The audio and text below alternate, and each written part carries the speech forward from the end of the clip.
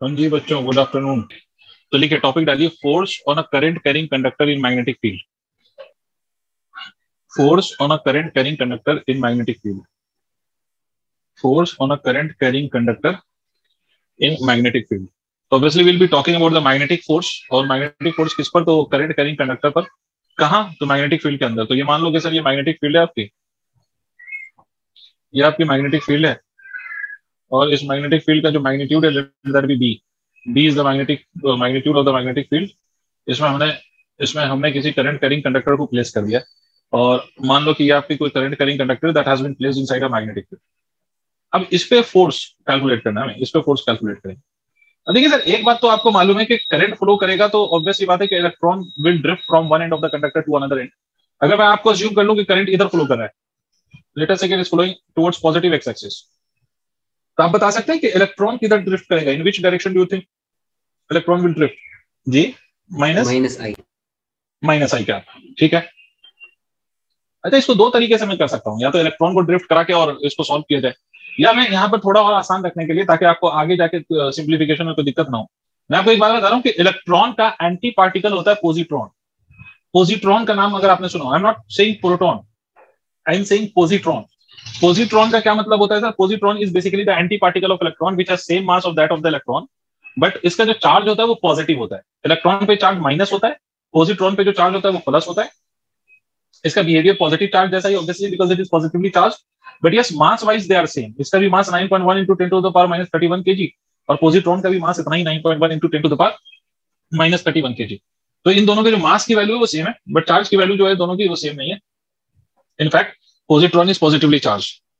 तो देखिए, मैं इसको पोजिट्रॉन के टर्म्स में सॉल्व कर रहा हूँ कि पोजिट्रॉन ये ई प्लस ले लेते हैं, और अगर पोजिट्रॉन दौड़ाएंगे तो positron will move in the direction of current with velocity called as drift velocity. मतलब पोजिट्रॉन को हम किधर अज्यूम करेंगे? Positron is moving in the direction of current. भाई प्रोटॉन नहीं है, पोजिट्रॉन है, बट इसका बिहेवियर प्रोटॉन जैसा है। यहां तक कोई कष्ट? इसमें कुछ कुछ चीजें अज्यूम कर लो कि लेटेस्ट है L is the length of the conductor. A मान लेते हैं इसका एरिया ऑफ क्रॉस सेक्शन है, एरिया ऑफ क्रॉस सेक्शन है किसका? कंडक्टर का। Area of cross section of the conductor is A. इसमें हम सर मान लेते हैं कि small n is number density of electron, number density of electron per unit volume, density of positron कह देंगे यहाँ पर यूनिट वॉल्यूम। यहां तक क्लियर है बेटे? अब देखो, एक्चुअली में व्हेनेवर करंट फ्लोज, तो करंट के फ्लो करने का मतलब है कि सर आपके जो चार्ज पार्टिकल है वो ड्रिफ्ट करेंगे। तो जब करंट फ्लो करेगा तो अल्टीमेटली चार्ज पार्टिकल ड्रिफ्ट करेंगे, और जब चार्ज पार्टिकल मैग्नेटिक फील्ड में मूव करता है तो इट एक्सपीरियंसेस मैग्नेटिक फोर्स। तो उस पर क्या लगता है सर? उस पर मैग्नेटिक फोर्स लगता है ना। चार्ज पार्टिकल मूव करेगा मैग्नेटिक फील्ड के अंदर तो उस पर मैग्नेटिक फोर्स लगेगा। तो positron will experience magnetic force. उसके अंदर जितने भी पोजिट्रॉन है, all of them will experience the magnetic force, और सब पे जो फोर्स की डायरेक्शन होगी वो सेम होगी, because all the positrons are going in the same direction, they are going with the same velocity in the same magnetic field. तो सारे पोजिट्रॉन पे फोर्स की डायरेक्शन भी सेम होगी, क्योंकि वेलोसिटी की डायरेक्शन सेम। किसी एक पोजिट्रॉन पे आप फोर्स निकाल लो, force on one positron, force on one positron, किसी भी एक पोजिट्रॉन पे आप फोर्स निकालिए। तो अगर किसी एक पोजिट्रॉन पे आप फोर्स निकालेंगे तो क्या लिखेंगे? E into we D cross B. E is the charge of positron and v D cross B. याद करिए कि आप लिखते थे q v B sine theta, force की वैल्यू, तो वेक्टर फॉर्म में आप इसको ऐसे ही लिखते हैं ना, q v cross B. Is it clear? तो e into we D cross B. कोई दिक्कत? अरे हाँ ना बोल, तो बोला कीजिए ना आप लोग, E into we D cross B. अब सर मेरी बात समझिए, ये तो एक पोजिट्रॉन पे फोर्स है, और ऐसे ऐसे बहुत सारे पोजिट्रॉन है। तो टोटल पोजिट्रॉन अगर हम निकालें, टोटल नंबर ऑफ पोजिट्रॉन, तो पोजिट्रॉन पे जो टोटल संख्या है या पोजिट्रॉन के जो टोटल नंबर है वो कितना होगा? n is the number density पर यूनिट वॉल्यूम, मतलब हर यूनिट वॉल्यूम में इतना मल्टीप्लाइड बाय टोटल वॉल्यूम है al। तो NaL is the total number of positron, और हर पोजिट्रॉन के फोर्स की डायरेक्शन सेम है। तो नेट फोर्स क्या होगा बेटा? इन सबका सम होगा, because all of them are in the same direction. तो सिंपली आप ये लिख सकते हो कि जो नेट फोर्स होगा that will be written as NaL EVD cross B. Is it clear? Please tell me. यहां तक समझ आ गई बात? इस चीज को हम ऐसे भी लिख सकते हैं सर, इसको, इस फोर्स को हम ऐसे भी लिख सकते हैं, ये फोर्स, इस फोर्स को हम एफ नेट फोर्स को ऐसे भी लिख सकते हैं कि ये, इसको फर्दर आप ऐसे लिख दीजिए NEAVD L cross B. Sir आप ऐसा कैसे कर सकते हो? VD क्रॉस बी को हटा के L क्रॉस बी कैसे लिख सकते हो?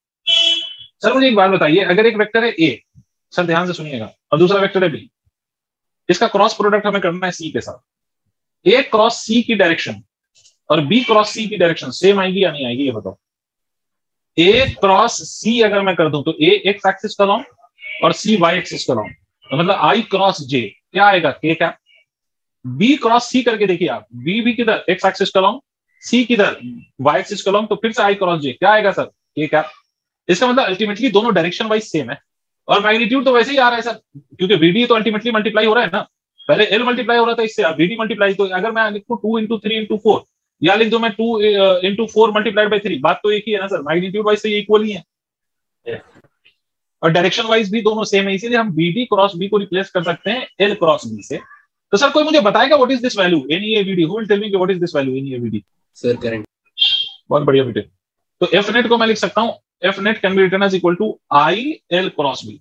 This is the magnetic force experienced by a current carrying conductor in the magnetic field and this is the vector form of that force. ये उस फोर्स का वेक्टर फॉर्म है। This is the magnetic force experienced by the current carrying conductor placed in the magnetic field, और ये उस force का vector form है। इसको नोट करिए, इस पर और कंटिन्यू करते हैं। ठीक है, तो नेट फोर्स जो होगा सर वो आई एल क्रॉस बी होगा। This is the net force experienced by the conductor. इसी को अगर हम इसका मैग्नीट्यूड लिखें तो आप लोगों को पता है कि ए क्रॉस बी, अगर दो वेक्टर का हम क्रॉस प्रोडक्ट लेते हैं तो that is equal to always A B sine theta. इसी तरह से इस फोर्स का अगर मैं मैग्नीट्यूड लिखूं, magnitude of this force, that will be equal to I into L into B sine theta. This will be the value of the force और the magnitude of this force, where theta is what, theta is angle between L vector and magnetic field vector. L vector और magnetic field vector के बीच का जो angle है that will be equal to theta. इन दोनों के बीच का जो एंगल होगा वो थीटा होगा। ठीक है, और इसमें सर आपको मालूम है कि एल वेक्टर की डायरेक्शन वही होती है जो करंट की डायरेक्शन होती है, तो एल वेक्टर हमेशा करंट की डायरेक्शन में होता है। तो अनडाउटेडली आप ये कह सकते हो कि अगर कंडक्टर को आपने ऐसे रख दिया कि करंट की डायरेक्शन मैग्नेटिक फील्ड की डायरेक्शन में, तो भी फोर्स की वैल्यू जीरो होगी, और अगर करंट कैरिंग कंडक्टर की जो डायरेक्शन है वो मैग्नेटिक फील्ड के ऑपोजिट डायरेक्शन में, तब भी फोर्स की वैल्यू जीरो होगी। The same is the case with the charges. Charge के वेलोसिटी की डायरेक्शन भी अगर मैग्नेटिक फील्ड की डायरेक्शन में तो फोर्स जीरो होता है, चार्ज के वेलोसिटी की डायरेक्शन अगर मैग्नेटिक फील्ड से ऑपोजिट हो तो भी फोर्स जीरो होता है। तो same is the case with the charges also. अब सुनिए सर, एक दो एडिशनल पॉइंट्स।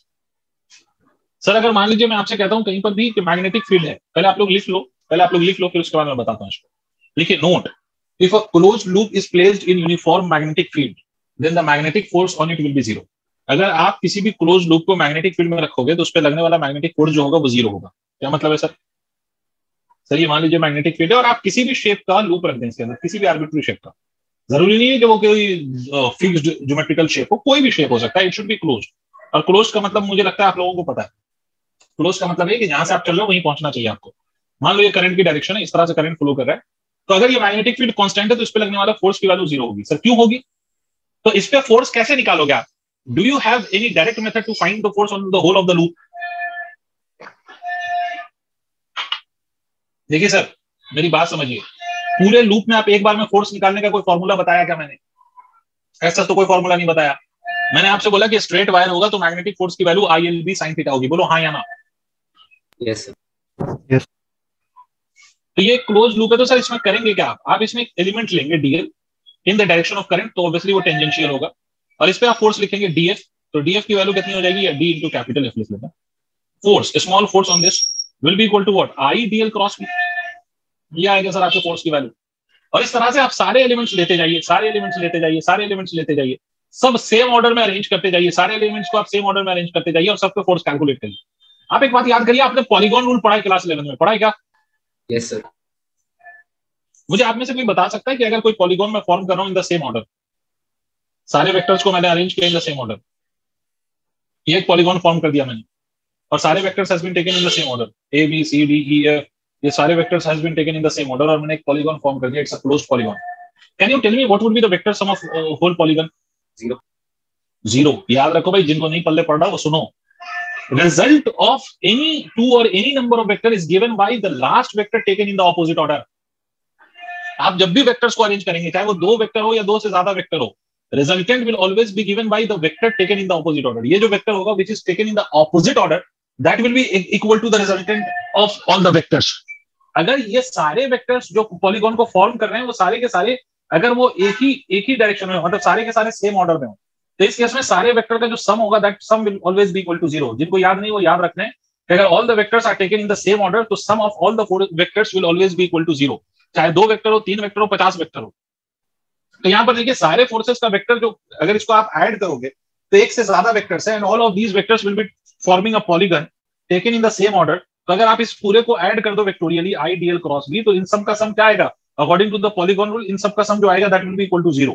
तो इस केस में जो फोर्स आना है वो 0 आना है। अगर इतनी बात भी नहीं समझ में आई तो एक बात याद रखिए कि जब भी you have a close loop placed in uniform magnetic field, provided magnetic field uniform होनी चाहिए, और in other words it should be constant. अगर मैग्नेटिक फील्ड यूनिफॉर्म है या कांस्टेंट है तो उस पे लगने वाले सारे फोर्सेस का sum will always be equal to 0, आंख बंद करके, चाहे वो लूप कैसा भी हो, किसी भी शेप का हो। फॉर एग्जांपल अगर मैं आपसे कहूं कि भाई मैग्नेटिक फील्ड ये यूनिफॉर्म मैग्नेटिक फील्ड है, इसमें triangular shaped current carrying loop हमने रख दिया, बोलो फोर्स की वैल्यू कितनी होगी? What will be the force on this? 0। कभी भी यूनिफॉर्म मैग्नेटिक फील्ड हो और उसके अंदर क्लोज लूप रखा हुआ आपने किसी भी शेप का, तो फोर्स की वैल्यू हमेशा 0। इस बात को याद रखिएगा। दूसरा पॉइंट, ये तो एक पॉइंट हो गया। दूसरा पॉइंट, अगर मान लो कि सर ये मैग्नेटिक फील्ड है, ये आपकी मैग्नेटिक फील्ड है इस तरह से, और इस मैग्नेटिक फील्ड में आपने कंडक्टिंग अरेंजमेंट ऐसे प्लेस किया कंडक्टर का, ये ऐसे, ये मान लीजिए ये ऐसे, और फिर ये ऐसे, ये 4 कंडक्टर का कॉम्बिनेशन है ये basically. The whole of the conductor is placed like this. ठीक है, सब में करंट आई फ्लो कर रहा है, इसकी लेंथ L1 है, इसकी लेंथ L2, इसकी लेंथ L3 और इसकी लेंथ L4। इस पॉइंट को मान लीजिए मैं P कह लेता हूं, इस पॉइंट को मान लीजिए मैं Q कह लेता हूं, और मैग्नेटिक फील्ड इज यूनिफॉर्म। अब आपसे इस पे फोर्स पूछा जा रहा है कि what would be the value of the force. तो इस पे फोर्स आप कैसे लिखेंगे? तो सर एक से ज्यादा सेगमेंट है इस वायर के, तो हर सेगमेंट पे इंडिविजुअली फोर्स निकालिए और फिर उन सारे फोर्सेस का वेक्टर सम लीजिए, तो you will get the net force superposition method. जैसे फर्स्ट सेगमेंट पे फोर्स निकालो तो क्या लिखूंगा? L1 cross of B. इसी तरह से सेकंड सेगमेंट पे लिखूं तो क्या लिखूंगा? I L2 cross of B and so on. इसी तरह से I L3 cross of B, इसी तरह से I L4 cross of B, ये आप लिखेंगे। अब इन सब का अगर आपको फोर्स लिखना है तो सब में I बाहर, इसको आप लिख सकते हैं L1 plus of L2 vector plus of L3 vector up to L4 vector, और उसका क्रॉस प्रोडक्ट किसके साथ? मैग्नेटिक फील्ड के साथ। इन सारे वेक्टर का अगर आप मतलब सारे लेंथ के वेक्टर का अगर आप सम करेंगे तो आपको नहीं लगता कि you will get the total length from P to Q? भाई अगर 2 वेक्टर हो ऐसे और आपसे बोला जाए A प्लस बी निकालो, तो that some is given by the resultant taken from this point two this point. मतलब इनिशियल से फाइनल तक जो वेक्टर होता है वही तो सम बताता है। तो यहां से यहां तक की जो लेंथ है वही वेक्टोरियली इन दोनों का सम होगा। तो उसी तरह से मैं ये कह सकता हूं कि यहां से यहां तक पूरा, तो फोर्स को आप ऐसे लिख सकते हैं, force is equal to I, इसको मैं कह सकता हूं PQ क्रॉस ऑफ B। इसको you can write it as PQ का क्रॉस प्रोडक्ट किसके साथ? मैग्नेटिक फील्ड के साथ। तो this will be the value of the force. ये फोर्स की वैल्यू होगी। इसका एक एप्लीकेशन समझिए तो आपको ज्यादा समझ आएगी बात की मास्टर क्या कहना चाह रहा है। सर देखिए, मान लीजिए कि आपको मैंने क्वेश्चन ऐसे दिया कि साहब ये मैग्नेटिक फील्ड है, ये आपकी मैग्नेटिक फील्ड है, और इसके अंदर आपने एक ऐसा वायर रख दिया है, you have placed this wire, ये मैग्नेटिक फील्ड है और आपने एक वायर रख दिया जिसमें करंट फ्लो कर रहा है I। ये पॉइंट P है, ये पॉइंट Q है। आपसे बोला गया इसकी लेंथ L है, ठीक है, स्ट्रेट वाली जो लेंथ है दैट लेंथ इज L, और आपने वायर रख दिया PQ। आपसे मैं पूछ लूं कि what is the force on this whole wire PQ पे लगने वाले फोर्स की वैल्यू क्या होगी? अच्छा याद रखो, ये P या P से Q तक जो ये स्ट्रेट मैंने ड्रॉ किया, it is not a wire, it is not a close loop. ये डॉटेड लाइन से मैं बस आपको ये बताना चाह रहा हूँ कि यहाँ से यहाँ तक की जो लेंथ है P से Q तक की दैट इज L। अब आपको बताना है कि what will be the value of the force, तो बता सकते हैं आप? ये किसी भी अजीब से शेप का एक कंडक्टिंग वायर लिया है आपने, इस पे आपको फोर्स की वैल्यू बतानी है, you have to find out the value of the force. कौन बता रहा है? ILB। सीधी सी बात, इतना क्या सोचा? ILB is the force. भाई आपका वायर चाहे जैसा भी हो, किसी भी शेप का हो, आपको करना क्या है? इनिशियल और फाइनल के बीच का जो लेंथ है वो लिख देना है, सिंपल सी बात है।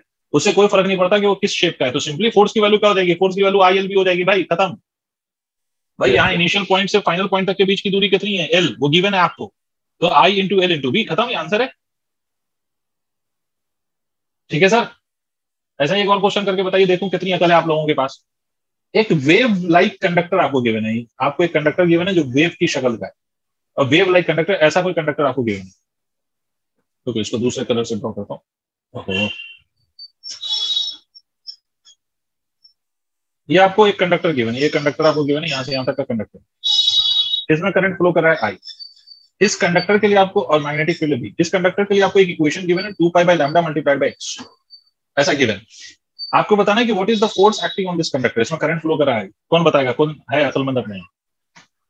चलो सर बताओ, what will be the value of the force on this conductor?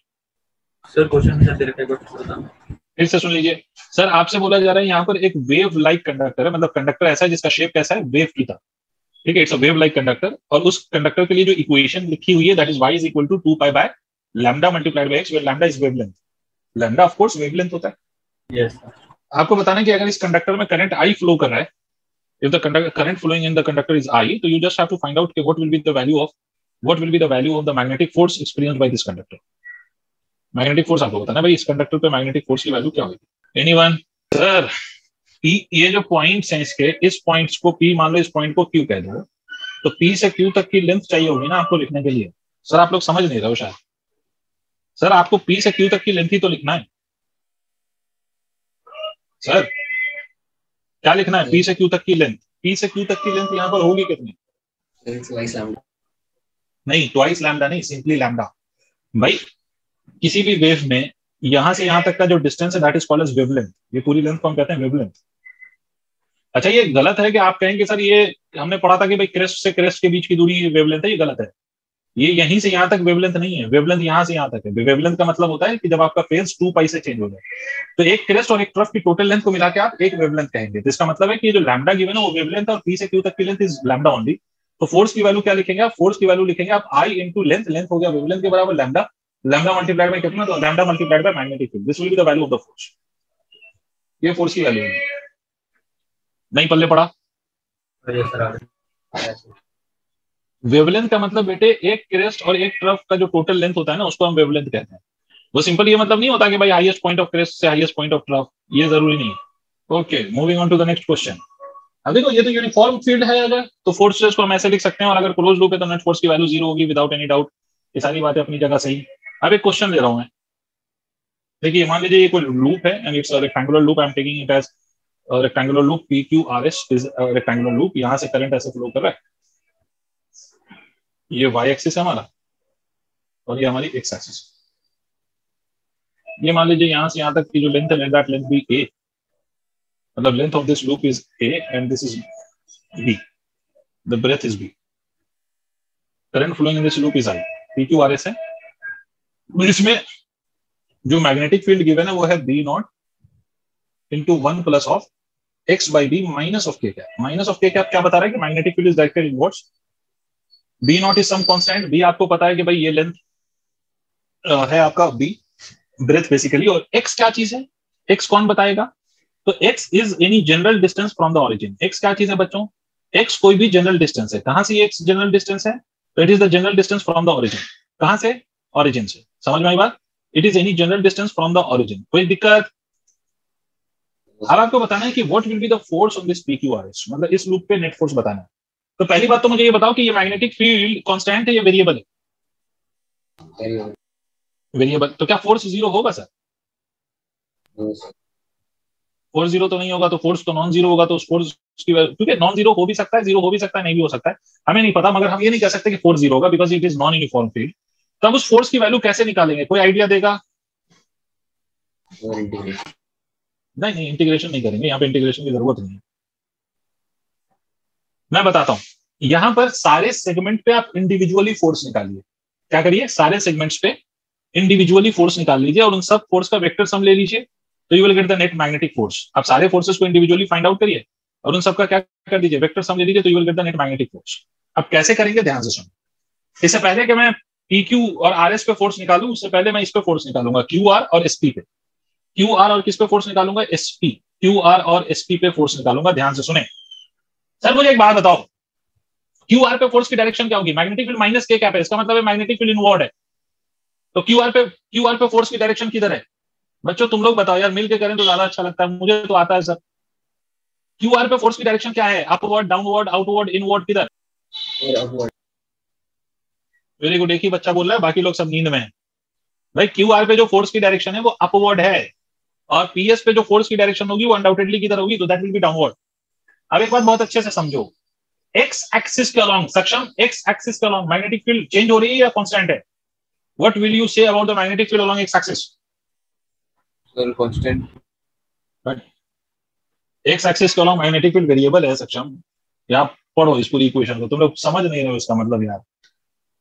X axis के अलॉन्ग मैग्नेटिक फील्ड कैसी है? वेरी कर रही है ना बेटा। एक्स की वैल्यू चेंज होगी तो मैग्नेटिक फील्ड चेंज होगी। फॉर्म इक्वेशन देखो मैग्नेटिक फील्ड के लिए जो लिखा है। यस। तो एक्स चेंज होगा तो मैग्नेटिक फील्ड भी चेंज होगा। तो एक्स एक्सिस के अलॉन्ग मैग्नेटिक फील्ड बदल रही है। तो ध्यान से सुनना जो मैं सुनाना चाह रहा हूं, और नहीं समझ आया तो प्लीज पूछो, ऐसे बिल्कुल शांत मुद्रा में ना बैठो। मान लीजिए इस वायर पे QR पे मैं कोई पॉइंट अज्यूम कर लूं x दूरी पर, तो यहां पर मैग्नेटिक फील्ड की कुछ वैल्यू होगी, तो इस पॉइंट पे कुछ फोर्स आएगा और वो फोर्स ऊपर की तरफ आएगा। ऐसे ही अगर मैं इसके कॉरस्पॉन्डिंग यहाँ पर कोई पॉइंट अज्यूम कर लूं, ठीक है, यहाँ पर, और ये पॉइंट अज्यूम कर लूं मैं at a distance of x में अज्यूम कर लूं, ठीक है, तो इस पे जो मैग्नेटिक फील्ड आएगा क्या उतना ही नहीं होगा जितना ऊपर वाले पॉइंट पे आया है? जैसे मान लो इस पॉइंट को मैं कुछ नाम दे देता हूँ, इस पॉइंट का कुछ नाम दे देता हूँ अल्फा, और इस पॉइंट को मैं कुछ बीटा कह देता हूँ। तो मुझे बताओ कि अल्फा वाला जो पॉइंट है और ये जो बीटा वाला पॉइंट है, इस अल्फा और बीटा इन दोनों पॉइंट्स पे व्हाट डू यू एक्सपेक्ट कि magnetic field will be same at alpha and beta और नॉट? क्योंकि दोनों पे एक्स है। यस तो इसका मतलब दोनों पे फोर्स की वैल्यू सेम आएंगी और दोनों पे फोर्स की डायरेक्शन ऑपोजिट है। इसका मतलब ये जो अल्फा पॉइंट है और ये जो बीटा पॉइंट है, इन दोनों का फोर्स एक दूसरे को क्या कर रहा है? तो इन दोनों का फोर्स एक दूसरे को कैंसिल कर रहा है सर, हाँ या ना? Yes sir. ठीक है, अच्छा सर, इसी तरह से मैं एक और पॉइंट ले लेता हूं। मान लीजिए कुछ और दूरी पर एक और पॉइंट ले लिया एक्स डैश, तो यहाँ पर मैग्नेटिक फील्ड कुछ और आएगी, तो यहाँ पर फोर्स कुछ और आएगा, मान लो उसको एफ डैश कह देता हूं। तो वैसे ही नीचे वाले वायर पे भी अगर आप एक्स डैश पे ऐसा ही पॉइंट अज्यूम कर लो, तो इस पॉइंट पे, इस पॉइंट को नाम दे देता हूं गामा, और इस पॉइंट को नाम दे देता हूं कुछ थीटा, समझना। तो आप मुझे एक बात बताओ कि एक्स डैश पे अगर मैंने थीटा पॉइंट लिया है, तो जितना गामा वाले पॉइंट पे आपकी मैग्नेटिक फील्ड है, क्या उतना ही थीटा वाले पॉइंट पे नहीं है मैग्नेटिक फील्ड? भाई दोनों सेम डिस्टेंस पे लिए गए एक्स डिस्टेंस पे, तो जितना गामा वाले पॉइंट पे मैग्नेटिक फील्ड है उतना ही थीटा वाले पॉइंट पे मैग्नेटिक फील्ड है। और इस पे फोर्स की डायरेक्शन अपवर्ड है, तो इस पे फोर्स की डायरेक्शन डाउनवर्ड है। ये फोर्सेस इक्वल एंड ऑपोजिट है। फिर से ये फोर्सेस कैंसिल हो रहे हैं या नहीं हो रहे हैं? व्हाट डू यू से? Yes sir. बिल्कुल, फिर से फोर्सेस कैंसिल हो रहे हैं, इसमें कोई शक वाली बात नहीं है। ये फोर्सेस फिर से क्या कर रहे हैं? कैंसिल। तो अल्टीमेटली आपको क्या नजर आ रहा है? आप अगर देखें तो क्यू आर वाले वायर पे जितने भी पॉइंट्स हैं, पीएस वाले वायर पे जो पॉइंट्स हैं उस पे उतना ही फोर्सेस लग रहा है, इक्वल लग रहा है और ऑपोजिट लग रहा है। मतलब हर पॉइंट का फोर्स पीएस वाले के हर पॉइंट से कैंसिल हो रहा है। Think about it. क्यूआर के हर पॉइंट पे जो फोर्स है वो पीएस के हर पॉइंट के फोर्स से कैंसिल हो रहा है। Think about it. क्यूआर वाले पे हर पॉइंट पे जो फोर्स है वो पीएस वाले हर पॉइंट के फोर्स से कैंसिल हो रहा है। इसका मतलब है कि क्यूआर और एसपी के कारण नेट फोर्स कुछ भी नहीं आएगा, जीरो आएगा। बहुत बढ़िया सा। तो इन दोनों का तो नेट फोर्स जीरो हो गया, इसको खत्म करते हैं। तो फोर्स कहां हो गया? P Q R. तो force on Q R minus of force on PS और एसपी जो भी लिख लो, this will be equal to zero. तो इन दोनों का तो फोर्स वैसे ही स्वाहा। चलिए, पीक्यू वाले पे फोर्स की डायरेक्शन आप लोग बता सकते हैं? एंड यस ऑफ कोर्स आप बता सकते हैं। मैग्नेटिक फील्ड इनवर्ड है, करंट अपवर्ड जा रहा है। Fleming left hand rule use करके मुझे बता सकते हैं आप लोग इसकी डायरेक्शन क्या होगी? जी सर, इसकी डायरेक्शन होगी, वेरी गुड। तो फोर्स ऑन क्यू आर, ये जो फोर्स ऑन पीक्यू है, सॉरी, ये होगी टुवर्ड्स लेफ्ट। और इस पे जो फोर्स होगी ऑब्वियसली वो राइट की तरफ होगी। तो force on RS will be towards right. अब इनको फोर्सेस लिखते हैं। How? Let's play the force. इस पे अगर हम फोर्स लिखते हैं तो force on PQ, what will be that value of the force? तो force will be equal to I into the length is A. देखिए ये लेंथ ए है, into magnetic field. Magnetic field क्या लिखेंगे? V naught into 1 plus x की value zero, because ये wire origin पे है। देखो इसके लिए एक्स चेंज नहीं हो रहा है, इसके लिए तो वाई चेंज हो रहा है। तो जीरो से बी। अरे बच्चों समझ रहे हो? तो ये फोर्स की वैल्यू पीक्यू पे अगर आप देखें तो ये हो जाएगी आई ए बी नॉट। अच्छा, इसी तरह से फोर्स देखते हैं आरएस पे। आरएस पे फोर्स देखिए, current multiplied by the length.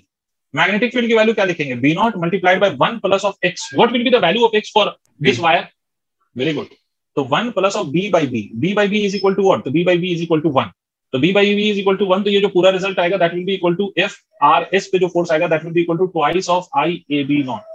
ये आ गया दूसरा। और दोनों फोर्सेस ऑपोजिट हैं, तो नेट फोर्स क्या होगा? तो नेट फोर्स होगा twice of I A B naught minus of I A B naught. तो नेट फोर्स की वैल्यू कितनी आ जाएगी? नेट फोर्स की वैल्यू आ जाएगी I A B naught. This is the value of the net force. इसका मतलब है कि यहाँ पर नेट फोर्स जीरो नहीं आ रहा सर। तो मैग्नेटिक फील्ड अगर नॉन यूनिफॉर्म हो, if it's not uniform, if it is non-uniform, तो आपका जो नेट फोर्स है that may or may not be zero depending on the situation। जैसे यहाँ पे नेट फोर्स जीरो नहीं आ रहा तो यहाँ पर जीरो नहीं होगा। अब देखो ये जो हमने फोर्सेस की बात की है, this we have calculated for a conductor. ऐसे ही एक फोर्स और कैलकुलेट करके आप लोग बता दीजिए तो मुझे मजा आ जाए। ये कंडक्टर यहाँ पर इंटीग्रेशन होगा, देखता हूँ कितनों को अकल है। यहाँ पर इसमें करंट फ्लो कर रहा है आई। यहाँ पर दूसरा कंडक्टर, इसका नाम मान लीजिए PQ, इसमें भी करंट फ्लो कर रहा है आई। इस वाले की जो लेंथ है वो यहाँ से यहाँ तक L है, और यहाँ से यहाँ तक जो इसका दूसरा P वाला जो एंड है वो it is at a distance of A from this infinitely long wire. और ये जो वायर है PQ it is of length L।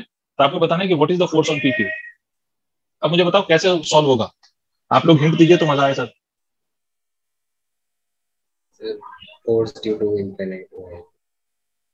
Force due to infinite magnetic field. बहुत बढ़िया। अच्छा, ये जो मैग्नेटिक फील्ड का फोर्स होता है, इनफिनिटली लॉन्ग वायर का जो मैग्नेटिक फील्ड होता है, वो हर पॉइंट पे सेम होगा या जैसे जैसे डिस्टेंस चेंज होगा फील्ड की वैल्यू चेंज होगी? मतलब जैसे अगर मैं आपसे कहूँ इनफिनिटली लॉन्ग वायर है, इसके किसी भी पॉइंट पे जो मैग्नेटिक फील्ड की वैल्यू होती है वो होती है sir mu not I divided by 2 pi into R. याद है? यस। इसका मतलब as you change the distance from the wire, जैसे जैसे आप वायर से दूर जाओगे वैसे वैसे आपकी मैग्नेटिक फील्ड डिक्रीज होगी, जैसे जैसे आप वायर से दूर जाएंगे वैसे वैसे आपकी क्या होगी, तो वैसे वैसे मैग्नेटिक फील्ड आपकी डिक्रीज होगी, तो मैग्नेटिक फील्ड आपकी चेंज हो रही होगी, है ना। तो इसका मतलब ये जो वायर PQ है ये कैसे फील्ड में रखा हुआ है, is it placed in the constant field और is it placed in the variable field? बिल्कुल सही, it is placed in variable field. यहां पर इंटीग्रेशन आपको करना पड़ेगा क्योंकि it is not a loop, तो यहां पर इंटीग्रेशन करना पड़ेगा। क्या करेंगे आप, तो यहां पर आप मान लीजिए कि x डिस्टेंस पे जाके आपने dx की एक एलिमेंट कंसीडर कर ली इस वायर की, तो इस dx पे कितना फोर्स लगेगा, मान लीजिए उस फोर्स को मैं कह रहा हूं df, तो dx पे कितना फोर्स लगेगा, current in this element multiplied by length of the element multiplied by the magnetic field. समझ रहे हैं, मैग्नेटिक फील्ड कितना होगा, mu naught I divided bye 2πx। ये जो मैग्नेटिक फील्ड होगी वो इसी इनफिनिटली लॉन्ग वायर की मैग्नेटिक फील्ड होगी और वो इनफिनिटली लॉन्ग वायर इससे कितनी दूरी पर है, तो x डिस्टेंस पे हमने एलिमेंट माना है, तो mu naught I divided bye 2πx, ये df की वैल्यू है। तो नेट फोर्स कितना होगा मेरे बच्चों, तो net force will be the integration of mu naught I square divided bye 2πx dx, इसका ही तो इंटीग्रेशन करेंगे आप।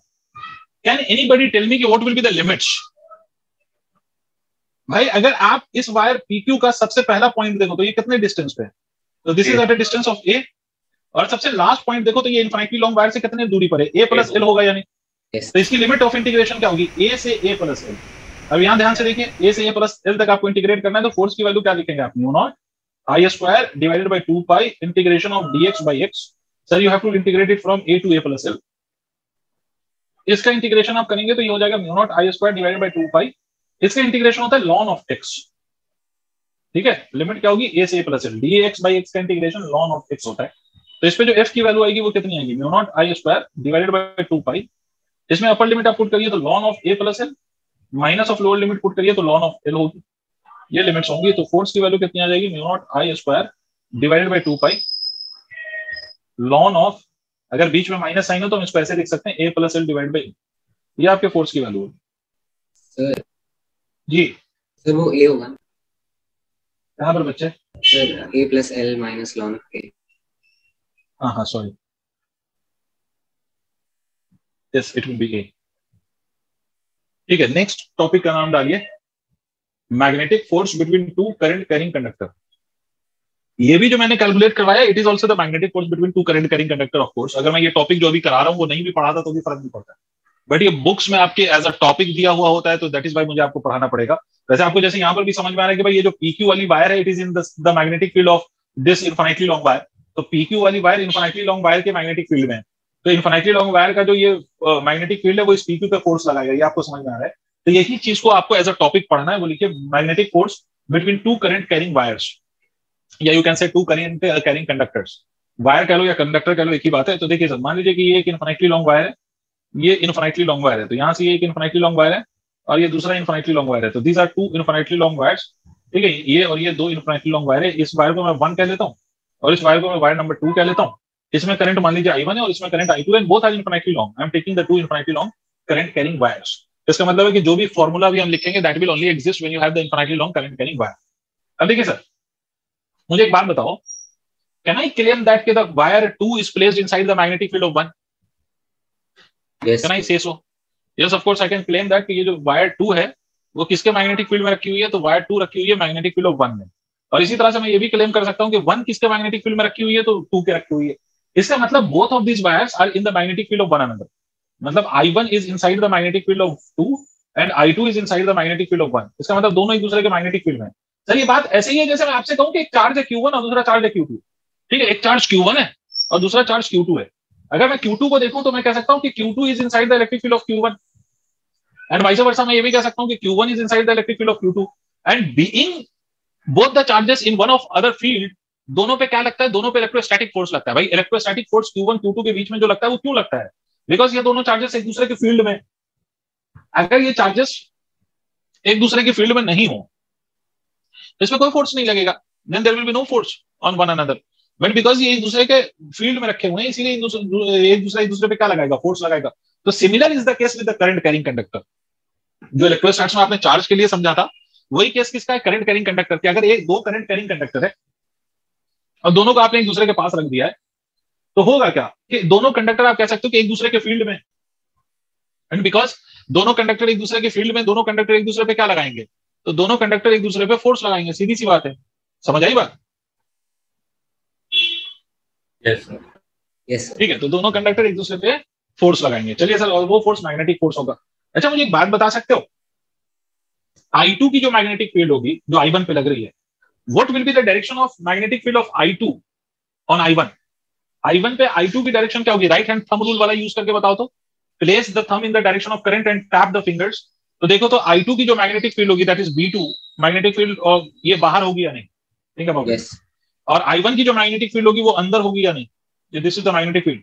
देखिए सर, नहीं समझ में आया तो बताइए, मैं वीडियो ऑन कर रहा हूँ। समझ में आ गया तो अच्छी बात है। आसिया सर सेकंड वाला समझ नहीं आया। फिर से सुनिए, करना क्या है सर, इसमें दोनों एक दूसरे के फील्ड में रखे हुए, दोनों में करंट की डायरेक्शन देखिए, मैग्नेटिक फील्ड की डायरेक्शन की बात कर रहा हूं। तो अगर आप मैग्नेटिक फील्ड की डायरेक्शन देखेंगे वन की, तो वन में करंट किधर जा रहा है? अपवर्ड। टैप करिए फिंगर को, तो वन में करंट जा रहा है अपवर्ड, और टैप करेंगे फिंगर को तो फिंगर किधर पॉइंट करेगा? इनटू द प्लेन करेगा या नहीं? Yes sir. और टू की डायरेक्शन में आप रखिए थंब और टैप करिए, तो इस बार फिंगर आपका पॉइंट कर रहा होगा आउटवर्ड्स। इस बार जो फिंगर टैप होगा वो बाहर की तरफ टैप होगा। इस बार जो फिंगर पॉइंट कर रहा होगा वो बाहर की तरफ। समझे? तो B1 की जो मैग्नेटिक फील्ड है मेरे बच्चे वो बाहर है, और B2 की जो मैग्नेटिक B2 जो मैग्नेटिक फील्ड है वो बाहर है, और B1 की मैग्नेटिक फील्ड इनवर्ड। दिक्कत? No sir. अब दूसरी बात समझिए सर, कंडक्टर 1 पे मैग्नेटिक फील्ड की डायरेक्शन बाहर और करंट की डायरेक्शन ऊपर। अगर आप ऐसे करेंगे, देखिए right hand thumb rule, Fleming left hand rule लगाइए। करंट की डायरेक्शन किधर है? ऊपर, और मैग्नेटिक फील्ड किधर है? बाहर, तो आउटवर्ड आपकी तरफ।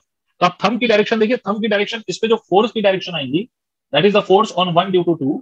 ये फोर्स की डायरेक्शन देखिए राइट की तरफ आ रही होगी, और उस वाले पे देखिए magnetic field upward, magnetic field inward है, करंट अपवर्ड है, तो इस पे जो थंब की डायरेक्शन आ रही होगी this will be pointing force on 2 due to 1 towards left. देखिए सर, यस। समझ रहे हो? यस। ये तो फोर्स की डायरेक्शन हो गई सर, फोर्स की डायरेक्शन दोनों पे ऑपोजिट आ रही है। अब चलो मैग्नेटिक फोर्स की वैल्यू निकालते हैं। जैसे फोर्स ऑन 1 ड्यू टू 2 निकालना, 1 पे फोर्स ड्यू टू विच, तो ड्यू टू 2। 1 पे हम फोर्स निकालने हैं ड्यू टू 2, तो फोर्स की वैल्यू हम क्या लिखेंगे? Current in 1 I1। ठीक है, ये I1 हो गया, multiplied by what? Multiplied by the magnetic field. इस 1 वाले कंडक्टर पे जो मैग्नेटिक फील्ड होगा वो कौन सा मैग्नेटिक फील्ड जो इस पे फोर्स लगाएगा? वो उसका अपना मैग्नेटिक फील्ड तो नहीं फोर्स लगाएगा भाई, अपनी फील्ड खुद पे फोर्स नहीं लगाती। तो ये I1 मल्टीप्लाइड बाय B2 लिखेंगे, multiplied by length of this conductor. मान लो मैं कोई पोर्शन इसका मान लेता हूं L लेंथ का, तो इस पे फोर्स आप क्या लिखेंगे? Force on 1 due to 2 will be equal to I1 multiplied by the magnetic field. Magnetic field क्या होगा? Mu naught I2 divided bye कितना? तो डिवाइडेड बाय हो जाएगा 2 पाई d मल्टीप्लाइड बाय। ठीक है, तो इस पे फर्दर आप क्या लिखेंगे? इस पे फर्दर आप लिखेंगे फोर्स, ये तो फोर्स हो गया टोटल फोर्स। अगर इसका L लेंथ आप कंसीडर करोगे तो उसका टोटल फोर्स है। अगर आप इस फोर्स को लेंथ से डिवाइड कर दो, force 1 due to 2 divide by length, तो ये फोर्स निकल आएगा। इसको हम कहेंगे फोर्स पर यूनिट लेंथ। और इस फोर्स पर यूनिट लेंथ को आप लिख सकते हैं mu not I1 I2 divided bye कितना? इसको आप लिख सकते हैं mu not I1 I2 divided by 2 pi d। This is the value of the force per unit. Similarly force on 2 due to 1 अगर आप निकालें, तो फोर्स ऑन 2 ड्यू टू 1 क्या लिखेंगे आप? करंट इनटू इस बारी मैग्नेटिक फील्ड कौन सा? B1। मान लो कि सेकंड वाले वायर का भी लेंथ मैंने L ले लिया, तो फोर्स ऑन 2 ड्यू टू 1 आप क्या लिखेंगे? फोर्स ऑन 2 ड्यू टू 1 आप लिखेंगे I2 multiplied by the magnetic field. Magnetic field क्या हो जाएगा? Mu naught into I1 divided by 2 pi d multiplied by L। तो ये तो पूरे L लेंथ पे फोर्स है। तो अगर मैं फोर्स पर यूनिट लेंथ लिख लूं, force 2 due to 1 per unit length, तो आप क्या लिखेंगे? Force 2 1 divided by L। तो ये कितना आ जाएगा? ये आ जाएगा mu not I1 I2 divided bye कितना? तो divided by 2 pi d। This is the force. ये फोर्सेस हैं सर आपके, ये एक दूसरे पे फोर्स लग रहा है बेटा। ये अगर मैं ड्राइव नहीं भी करता then also you knew that कि ये फोर्स ऐसे निकालते हैं। अगर हम दो वायर को रख दें तो दोनों का मैग्नेटिक फील्ड एक दूसरे पे फोर्स लगा रहा होगा। This is how you will calculate the force. इसको एक टॉपिक की तरह आपके किताबों में दिया होता है, that is why we have done it as a topic, but ये आप ऑलरेडी आपको मालूम है कि यही होता है। तो सर इसको नोट करो, मैं एक इस पे पॉइंट लिखवाऊंगा, पहले इसको नोट करो। तो अगर हो गया तो एक नोट लिखिए, NOTE नोट। अच्छा मुझे एक बात बताओ, इस सिचुएशन को देखते हुए अगर आप दोनों वायर पे एक दूसरे ड्यू टू वन अनदर अगर आप फोर्स देखो तो magnitude wise these two forces are equal और not? Yes. And direction wise is the forces opposite or not? See, magnitude wise ये forces equal हैं और direction wise opposite हैं या नहीं है बेटे? यस है बच्चों, सब बोलो बेटा। इसका क्या मतलब? Is it obeying the Newton's third law of motion, जो action reaction वाला, कि to every action there is equal and opposite reaction, is it obeying that or not? Yes. yes ठीक है, तो इसमें नहीं, इसमें एक नोट लिखिए, नोट में लिखिए magnetic force between two current carrying wires, दो करंट कैरिंग वायर्स के बीच का जो फोर्स है, magnetic force between two current carrying wires does not obey Newton's third law of motion. Magnetic force between two current carrying wire does not obey Newton's third law of motion. ये Newton's third law of motion को obey नहीं करता। तो magnetic force between two current carrying wires does not obey Newton's third law of motion. देखो इस case में तो आपको ये दिखाई दे रहा है कि ये जो दोनों के बीच में लग रहा है force, they are equal and opposite. तो इस केस में तो आपको लग रहा होगा कि it is obeying the Newton's third law of motion, because Newton's third law of motion यही कहता है कि to every action there is equal and opposite reaction. तो इस केस में तो आपको लग सकता है कि भाई ये it is obeying the Newton's third law of motion, but it is not the fact, it is not the case always. ये हमेशा Newton's third law of motion को ओबे नहीं करता। क्या मतलब सर? जैसे अगर मान लीजिए कि मैं आपसे कहूं कि instead of placing wire like this, अगर मैं वायर ऐसे रख दूं, ये इनफिनिटली लॉन्ग वायर और ये दूसरी वायर ऐसे रख दूं, ये I1 या I2, now these two forces will not be opposite. आप करके देख लो, neither they will be equal in magnitude. ठीक है, अगर आप यहां पे करके देखोगे इसको तो आप ये ऑब्जर्व करोगे कि ये जो फोर्सेस होंगे, इस वाले का इस पे फोर्स और इस वाले का इस पे force, now they will not B neither equal nor opposite. इसका मतलब है कि दो वायर के बीच का फोर्स हमेशा इक्वल एंड ऑपोजिट हो, it is not necessary always. तो इसीलिए मैंने लिखवाया आपको कि it doesn't obeys Newton's third law of motion. वो लगता है उस पर्टिकुलर केस में, बट वो ओबे करता नहीं। ठीक है, आगे बढ़ते हैं। तो एक छोटा सा क्वेश्चन आप करके इस पे बता दीजिए, फिर आगे इस पे बात करते हैं। मान लीजिए कि एक रेक्टेंगुलर फ्रेम है और ये आपका एक इनफिनिटली लॉन्ग वायर है। ये इनफिनिटली लॉन्ग वायर है और ये रेक्टेंगुलर फ्रेम है। ये PQRS इज अ फ्रेम। ये एक रेक्टेंगुलर फ्रेम है, ये PQRS, इसमें करंट ऐसे फ्लो कर रहा है, इसमें करंट ऐसे फ्लो कर रहा है। मान लो इस करंट की जो वैल्यू है वो 4 एम्पियर है और इसमें जो करंट फ्लो कर रहा है लेट दैट बी 2 एम्पियर। यहां से यहां तक का जो डिस्टेंस है let us say that is 10 centimetre, और ये वाली जो लेंथ है यहां से यहां तक दैट इज 20 सेंटीमीटर मान लीजिए। ठीक है, और ये वाली जो लेंथ है ये मान लीजिए कि this length is 30 centimetre let us. आपसे सवाल ये पूछा जा रहा है कि फाइंड फोर्स ऑन PQRS। ये जो लूप है इस पे आपको फोर्स बताना है। क्वेश्चन लिखो, आपको फोर्स बताना है PQRS पे। Write down the question, PQRS पे you have to find out the value of force. कर रहे हो या मैं बताऊं? आप लोग बताएं, विल यू ट्राई और शुड आई सॉल्व? करेंगे तो करिए। एक बात मैं यहाँ पे देख के बता सकता हूँ कि ये जो दो सेगमेंट है PQ और दूसरा सेगमेंट है SR, कोई मुझे बता सकता है कि इन दोनों सेगमेंट का नेट फोर्स कितना होगा? What do you think would be the net force on these two segments? Very good, अरे वाह हीरा बच्चा भाई। तो करो करो करो, तुम सही कर रहे हो, सही जा रहे हो भाई। सर जिनको नहीं आया वो सुने, ये मैं बता देता हूँ। जिनसे नहीं हो रहा, जिनसे हो रहा है वो तो सॉल्व करते हैं। ये इनफिनिटली लॉन्ग वायर है जैसा कि आपको दिख रहा है। इसकी मैग्नेटिक फील्ड इसके हर पॉइंट पे, कोई भी अगर एक पॉइंट यहां पर लेते हो तो उसके अपोजिट एक पॉइंट ऐसा होगा जिसपे मैग्नेटिक फील्ड की वैल्यू सेम होगी। तो इसके फोर्सेस, हर पॉइंट का एक फोर्स इस फोर्स को कैंसिल करेगा, हर पॉइंट का फोर्स दूसरे फोर्स को कैंसिल करेगा। इसका मतलब अल्टीमेटली होगा क्या कि आप force on PQ minus of force on RS की वैल्यू को आप पहली बात तो यहाँ पर 0 लिख देंगे। ये फोर्सेस 0 होगा, इसमें कोई शक वाली बात नहीं है। फोर्सेस कितना हो जाएगा? ये फोर्सेस 0 हो जाएगा। कौन से दो वायर हैं जिसपे फोर्स आएगा? तो एक तो फोर्स आएगा SP पर। फोर्स ऑन SP कितना होगा? तो current in SP that is 2 ampere into magnetic field. कोई मुझे बताएगा SP पे किसका मैग्नेटिक फील्ड है? कौन सा magnetic field is responsible for the force on SP? Magnetic field due to भाई एक ही बच्चा समझ रहा है क्या? फिर तो यार मुश्किल है, फिर कैसे पढ़ाऊं भाई? बाकी लोग भी बोल रहे हैं यार ये तो बहुत अजीब सी बात है। किसका फोर्स लगेगा सर? कौन सा मैग्नेटिक फील्ड इस पे फोर्स लगा रहा है? तो that is the magnetic field due to this infinitely long wire. इस इनफिनिटली लॉन्ग वायर की मैग्नेटिक फील्ड होगी कितनी? तो मैग्नेटिक फील्ड का फॉर्मूला होता है म्यू नॉट इनटू करंट। इसमें करंट की वैल्यू कितनी है? 4 डिवाइडेड बाई यहां से यहां 2 पाई इनटू यहां से यहां तक का डिस्टेंस। डिस्टेंस अगर आप लेंगे तो 10 into 10 to the power -2 metre ये आएगा सर डिस्टेंस। तो ये हो गया I इंटू B हो गया। और इसका लेंथ कितना है? तो कितने लेंथ पे हमें फोर्स चाहिए? तो PS की लेंथ कितनी है? तो 30 into 10 to the power -2 metre में कन्वर्ट किया है। तो 10 to the power -2 10 to the power -2 cancels out, 0 से 0 कैंसिल आउट, 2 से ये वाला 2 कैंसिल आउट। तो FSP की वैल्यू कितनी आ जाएगी? म्यू नॉट की वैल्यू होती है 4 pi into 10 to the power -7। अगर किसी को नहीं समझ में आ रहा तो पूछो। पाई की value into 12, this will be the force on this. इसमें करंट की डायरेक्शन है इधर, तो इस पे अच्छा मैंने 2 पे करंट की डायरेक्शन सेम दिखा दिया है। इस पे करंट की डायरेक्शन इधर होगी सर। दोनों पे जो फोर्स की डायरेक्शन होगी वो ऑपोजिट होगी सर। ये जो अभी हमने फोर्स निकाला है वो किस पे निकाला है? SP पे फोर्स निकाला है। बच्चों यहां तक क्लियर है? ये पाई से पाई कैंसिल, तो ये कितना आ गया? ये 48 into 10 to the power -7 newton. अच्छा इसी तरह से आप फोर्स ऑन QR निकालिए। QR पे जो फोर्स लिखेंगे तो क्या लिखेंगे? फोर्स ऑन QR पे जो फोर्स लिखेंगे तो आप क्या लिखेंगे? इसमें करंट, फिर से करंट तो वही है, वही 2 एम्पियर इसमें भी जा रहा है। तो करंट की value 2 multiplied by the magnetic field value, वो इनफिनिटली लॉन्ग वायर के कारण होगी, तो mu naught into 4 divided by मेरे बच्चे ये लिखेंगे आप 2 पाई इंटू यहां से यहां तक की डिस्टेंस और वो 30 सेंटीमीटर,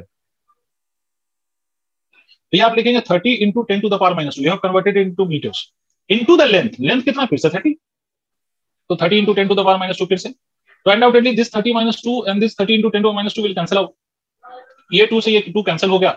म्यू नॉट की वैल्यू कितनी होती है, तो म्यू नॉट की वैल्यू होती है 4 into pi into 10 to the power minus 7, ये म्यू नॉट की वैल्यू होती है, because sir mu naught upon 4 pi की जो वैल्यू है वो होती है 10 टू द पावर माइनस 7, तो म्यू नॉट की वैल्यू कितनी होती है 4 pi into 10 to the power minus 7 होती है, ठीक है, म्यू नॉट की value 4 pi into 10 to the power minus 7, समझ रहे हो? Yes, तो ये sir. लिख दिया आपने, इनटू ये वाला जो 4 है वो एज इट इज रहेगा, नीचे वाला जो पाई है वो यहाँ, तो पाई से पाई कैंसिल, तो this will be equal to 16 into 10 to the power minus 7।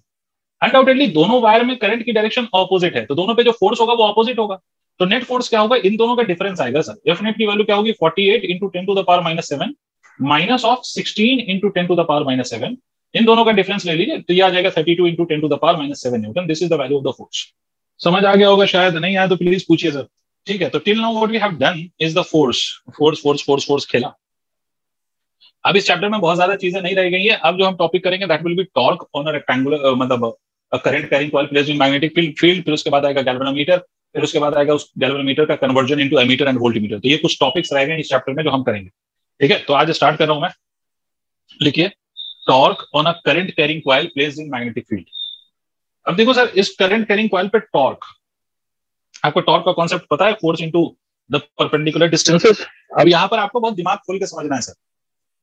पहली बात आप ये देखिए, सिचुएशन समझिएगा, फिर टॉर्क की हम बात करें, और मान लीजिए ये मैग्नेटिक फील्ड है, this is uniform magnetic field. इस यूनिफॉर्म मैग्नेटिक फील्ड में लेट अस अज्यूम कि हमने कोई एक लूप रख दिया, कोई एक रेक्टेंगुलर लूप भी हो सकता है, अगर आप अपने टेक्स्ट बुक्स के अंदर देखेंगे तो रेक्टेंगुलर लूप प्लेस करते हैं वो लोग, मैं स्क्वायर लूप प्लेस कर रहा हूं, उससे कोई फर्क नहीं पड़ता, it be any loop, result वही आएगा, ठीक है। तो मैं इसको स्क्वायर लूप लेकर प्रूव कर रहा हूँ, ये कोई भी लूप हो सकता है, स्क्वायर लूप रेक्टेंगुलर लूप, उससे कोई फर्क नहीं पड़ता, तो मैं इसको स्क्वायर लूप ले रहा हूँ, यहाँ पर एक स्क्वायर लूप कंसीडर कर रहा हूँ, और मान लीजिए कि ये स्क्वायर लूप है, इसकी साइड लेंथ क्या है, इस स्क्वायर लूप की जो साइड लेंथ है वो ए है, इस स्क्वायर लूप की जो साइड लेंथ है वो कितनी है ए, ठीक है। ये स्क्वायर लूप है, इसकी साइड लेंथ की वैल्यू कितनी है, तो इसकी साइड लेंथ की वैल्यू ए है, इसमें से करंट फ्लो कर रहा है आई, ऐसे करंट फ्लो कर रहा है आई, ठीक है। और इस लूप का नाम कुछ मान लीजिए पी क्यू आर एस, और मैग्नेटिक फील्ड हम अज्यूम कर लेते हैं ये यूनिफॉर्म है, and this is the initial situation for the loop. कोई दिक्कत? चलिए वन बाय वन, फोर्स की डायरेक्शन, पी क्यू पे फोर्स की डायरेक्शन किधर होगी, करंट फ्लो कर रहा है अपवर्ड, मैग्नेटिक फील्ड है इनटू द प्लेन, फोर्स की डायरेक्शन क्या होगी पी क्यू पे, बोलते चलो भाई, फोर्स की डायरेक्शन पी क्यू पे किधर होगी, लेफ्ट की तरफ, this is the force on P Q. अच्छा, बिकॉज मैग्नेटिक फील्ड वही है और सबकी लेंथ वही है, तो सब पे फोर्स की वैल्यू सेम आएगी, तो फोर्स इस पे किधर आया, लेफ्ट की तरफ, इस वाले पे क्यू आर पे फोर्स, बोलो आप बोलोगे, मैग्नेटिक फील्ड अंदर है, सेंटर फिंगर रखी जाएगी टुवर्ड्स पॉजिटिव एक्स एक्सिस, इस पे अगर आप फोर्स देखेंगे अपवर्ड आएगा, अरे हाँ ना बोलो, इस पे फोर्स देखेंगे आप राइट आएगा, इस पे फोर्स देखेंगे डाउनवर्ड आएगा। अब मुझे एक बात बताइए, नेट फोर्स कितना हुआ, 0। बहुत बढ़िया, नेट फोर्स 0 आया, कोई दिक्कत, नेट फोर्स हमारा 0 आया, कोई शक वाली बात नहीं, द नेट फोर्स इज 0। इस सिचुएशन में नेट फोर्स भी 0 है और इस सिचुएशन में नेट टॉर्क भी 0 है, कोई दिक्कत सर, बिकॉज सबका लाइन ऑफ एक्शन कोइंसाइड कर रहा है, तो नेट फोर्स भी 0 और नेट टॉर्क भी 0। अब आते हैं सर दूसरी बात, आप किया क्या हमने, पहले इस बात को लॉजिकली समझो, रुक जाओ, let me switch on my video, उसके बाद मैं आपको ये समझाता हूं। पहले तो देखिए सर, ये मान लीजिए कि ये आपका कोई लूप है और ये लूप ऐसे रखा हुआ है, तो इस लूप पे नेट फोर्स 0 है, इस लूप को स्लाइटली ऐसा टिल्ट कर दीजिए, आप लोगों को नजर आ रहा है कि मैंने इसको ऐसा टिल्ट कर दिया है, कुछ एंगल से ये ऐसे रखा हुआ था, I have rotated it by some angle such that कि इनिशियल पोजीशन और फाइनल पोजीशन के बीच में कुछ एंगल बन रहा है, can you see this, Yes. Initial position ऐसे है और इसको मैं स्लाइटली रोटेट कर रहा हूं सो दैट इसके इनिशियल और फाइनल के बीच में कुछ एंगल फॉर्म हो रहा हो, तो लेटेस्ट है कि मैंने इसको रोटेट कर दिया, समझना, जहां नहीं समझ में आएगा मैं बताऊंगा, इसको यहां पर हमने ऐसे रोटेट कर दिया, और ट्राई टू अंडरस्टैंड, ये लूप अब इस तरह से दिखाई देगा आपको, इसको हमने स्लाइटली रोटेट कर दिया, इसको हमने स्लाइटली रोटेट कर दिया इस तरह से, ये स्लाइटली रोटेट कर दिया, ये स्लाइटली रोटेट कर दिया, such that the initial position and final position of the loop makes an angle theta with each other. ये वाला जो ये P dash Q dash R dash S dash, जैसा मान लीजिए ये P dash Q dash R dash S dash, ये theta, इसमें करंट ऐसे फ्लो कर रहा है, ये करंट ऐसे ऐसे ऐसे ऐसे ऐसे ऐसे ऐसे, ये करंट ऐसे फ्लो कर रहा है, ये आपको दिखाई दे रहा है। अब अगर हम फोर्सेस की बात करें, ध्यान से देखिएगा सर, फिर से मैं इसको समझाने की कोशिश करूंगा सर, लेकिन आप लोग वही शांति एकदम अपनाए हुए हैं, पता नहीं क्यों इतना शांत क्यों बैठते हैं। यहाँ देखिए सर, ये लूप आपकी ऐसे रखेंगे, दिखाई दे रहा है, ये ऐसे दिख रहा है आप लोगों को, ये ऐसा तिरछा दिख रहा है, इस वाले में करंट उधर जा रहा है, मैग्नेटिक फील्ड इनवर्ड है, तो मैग्नेटिक फील्ड इनवर्ड है और करंट किधर जा रहा है, तो करंट उस तरफ जा रहा है, थोड़ा सा हमने तिरछा इसको रोटेट कर दिया। अगर आप बहुत ध्यान से देखोगे तो इस पे जो मैग्नेटिक फील्ड आएगी वो अभी भी ऊपर आएगी, स्लाइटली रोटेट किया, तो मैग्नेटिक फील्ड थोड़ा सा ऊपर ही की तरफ आएगी। तो इस ऊपर वाले पे जो मैग्नेटिक फील्ड है और जो नीचे वाले पे मैग्नेटिक फील्ड होगा, ये मैग्नेटिक फील्ड एक दूसरे को कैंसिल करेगा। देखिए मैं सिर्फ दिखाता हूँ। इसका मैग्नेटिक फील्ड कह रहा हूँ, मैग्नेटिक फोर्स इधर, और इस पे जो मैग्नेटिक फोर्स है वो इधर है, और दोनों मैग्नेटिक फोर्स एक दूसरे पे जो लग रहे हैं वो magnetic force is along the same line of action. ये मैग्नेटिक फोर्स किधर है, तो ये मैग्नेटिक फोर्स किधर होगा, तो ये magnetic force will B along the same line of action, और ये magnetic force along the same line of action है। इसके लिए क्या करेगा, एक दूसरे को कैंसिल करेगा। ठीक है, अच्छा इन दोनों का लाइन ऑफ एक्शन भी देखें तो सेम है, तो इसका मतलब है कि कोई फर्क नहीं पड़ रहा है, इन दोनों का लाइन ऑफ एक्शन भी सेम है, तो ये दोनों एक दूसरे को कैंसिल भी कर रहे हैं, और इन दोनों के कारण due to these two forces there will be no torque. अब देखिए इसको आपने ऐसे रोटेट किया हुआ, ये वाला पोर्शन देखिएगा, ये वाला, इस पे जो मैग्नेटिक फोर्स आएगा वो इधर आएगा, और इस वाले पोर्शन पे जो मैग्नेटिक फोर्स आएगा वो इधर आएगा। मैं बताता हूं कैसे। इस वाले पे जो मैग्नेटिक फोर्स आएगा, इस वाले पे जो मैग्नेटिक फोर्स आएगा वो ऐसे आएगा, this will be the direction of the force. इस वाले पे जो मैग्नेटिक फोर्स आएगा वो ऐसे आएगा, this will be the direction of force. मुझे एक बात बताओ सर, लॉजिकली आप लोग, अगर आप लोगों के हाथ में रजिस्टर है तो उसको ऐसा घुमा के देखो, इस पे जो फोर्स आ रहा है वो इधर आ रहा है, ऐसे नहीं समझ में तो ऐसे समझो, इस पे जो फोर्स आ रहा है वो इधर आ रहा है, इस पे जो फोर्स आ रहा है वो इधर आ रहा है। इन दोनों का नेट फोर्स कितना होगा, दोनों फोर्स F और F है, तो नेट कितना होगा इन दोनों का, 0 because these forces are opposite. तो नेट फोर्स कितना हुआ, नेट फोर्स कितना हुआ, 0 हुआ। नेट फोर्स में कोई दिक्कत। बट एक बात सोचो, ये जो दोनों फोर्सेस हैं, ये जो ऊपर फोर्स लग रहा है और नीचे फोर्स लग रहा है, इस फोर्स का अगर मैं लाइन एक्सटेंड करूं और इस नीचे वाले फोर्स का अगर मैं लाइन एक्सटेंड करूं, ठीक है, ऊपर वाले फोर्स का लाइन एक्सटेंड करूं और नीचे वाले फोर्स का अगर मैं लाइन एक्सटेंड करूं, समझ रहे हो आप, तो इन दोनों का जो लाइन ऑफ एक्शन है, इन दोनों फोर्सेस का लाइन एक्सटेंड करने पर दोनों का लाइन ऑफ एक्शन, देखिए आप समझिएगा, यहां से इसका लाइन ऑफ एक्शन और यहां से इसका लाइन ऑफ एक्शन, ये दोनों एक ही लाइन पे है या दोनों डिफरेंट लाइंस पे? मतलब इसको समझने के लिए आप ऐसे समझो, इसका मैं टॉप व्यू दिखाता हूँ। ये समझो, ये कॉइल को अगर मैंने चिपटा कर दिया और इसका टॉप व्यू देख रहा हूँ, तो ये देखो, इसका मैं दूसरा डायग्राम बना रहा हूँ, शायद यहां से आपको ज्यादा समझ में। ये देखिए, ये आप टॉप व्यू अगर ऊपर से देखेंगे तो पहले ये कॉइल ऐसे रखी हुई थी, अब यही कॉइल कैसे रखी हुई है, ध्यान से देखिए, अब यही कॉइल ऐसे रखी हुई है, अब जो यही कॉइल है वो ऐसे रखी हुई है।